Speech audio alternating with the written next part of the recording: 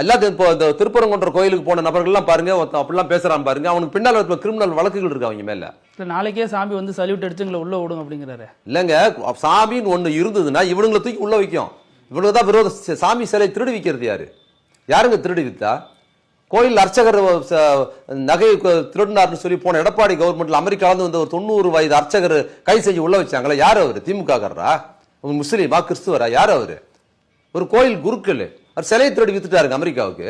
நீங்க எல்லாம் கும்பிட்டுக்கிட்டு இருக்கிற சிலை போலி. அவர் சிலையை உண்மையான சிலை வித்துட்டாரு. எவனாவது இன்னைக்கு ஒரு இந்து விரோதம் பேசியிருக்கானா? அதை எது இந்து விரோதம்?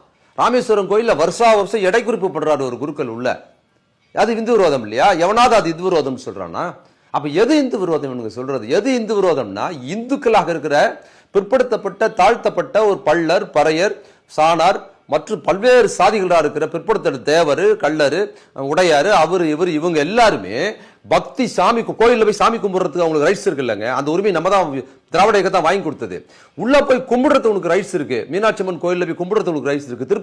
திருப்பரங்குன்ற முருகனை போய் கும்பிடுறதுக்கு ரைட்ஸ் இருக்குன்னா, நீ போய் அர்ச்சனை பண்றதுக்கு உனக்கு ரைட்ஸ் இருக்குன்னு சொன்னதுதான் திராவிட முன்னேற்ற கழகம். அதுதான் இந்து கட்சி. அது கூடாதுன்னு சொல்ற இவங்க விரோதமா? அப்ப ஒருத்தன் போய் வந்து தொட்டா சாமி திட்டாயிடுது, ஆனா திருடி வித்தா திட்டாகாதா? எது இந்து விரோதம்? இந்து விரோதத்தை செய்வர்கள் பூரா பாஜக காரர்கள் தான். அது இந்து மக்களுக்கு, தமிழ்நாட்டு மக்களுக்கு நல்லாவே தெரியும். அதனாலதான் இவங்க எங்கேயுமே ஜெயிக்கிறது இல்லை. நான் என்ன சொல்றேன், நீ எங்கேயா ஜெயிச்சிருக்கியா? இந்து கட்சி திமுக இந்து விரோதம்னு சொல்றிய, எந்த ஊரு நீ ஜெயிச்சிருக்க? எந்த இந்து ஓட்டு போறேன்? 4 எம்எல்ஏ இருக்காங்கல்ல. எங்க 4 எம்எல்ஏ கூட்டணி வச்சு ஏதோ வச்சுன்னு வாங்கியிருக்கிறீங்க. ஆனா நீங்க தனியா நின்னீங்கன்னா உங்களுக்கு வந்து டெபாசிட் கூட கிடைக்கிறது இல்லையா? எந்த இந்து உனக்கு ஓட்டு போறது இல்லையா? உன் லட்சணம் என்னன்னு மக்களுக்கு தெரியுது. நீ இந்து விரோத கட்சிங்கிறது இந்துக்கள் விரோத கட்சியா இருக்கிற. நீ இந்துக்கள் விரோதியா இருக்கிற இந்துக்களை நீ இந்துக்கு ஆதரவா, இந்து மதத்துக்கு ஆதரவா பேசலாம். ஆனா இந்துக்களுக்கு எதிரான கட்சியா இருக்குது.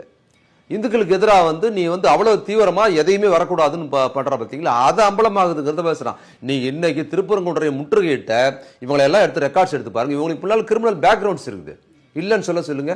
அந்த ஒருத்தர் போடுறாரு சூடா ஏத்தி, அவர் என்ன பெரிய ரவுடித்தனம் பேசுவார். டிவி விவாதங்கள்லாம் வந்தாருன்னா அவ்வளவு மோசமா பேசுவார். ராம ரவிக்குமார் 10 வருஷத்துக்கு முன்னால அவர் என்கிட்ட விவாதத்துல பேசும்போது சொன்னாரு, அம்பேத்கர் வந்து இந்து மதம் தான் இந்த நாட்டோட சிறப்பு, இந்து மதத்தை வந்து நம்ம பாதுகாக்கணும், இந்து மதத்தை அழிச்சிட்டா ஊரே நாடே அழிஞ்சிரும், இந்து மதம் நம்மளோட சிறப்புன்னு அம்பேத்கர் சொல்லியிருக்காருன்னு பச்சையா பேசுறாருங்க அந்த ஆளு.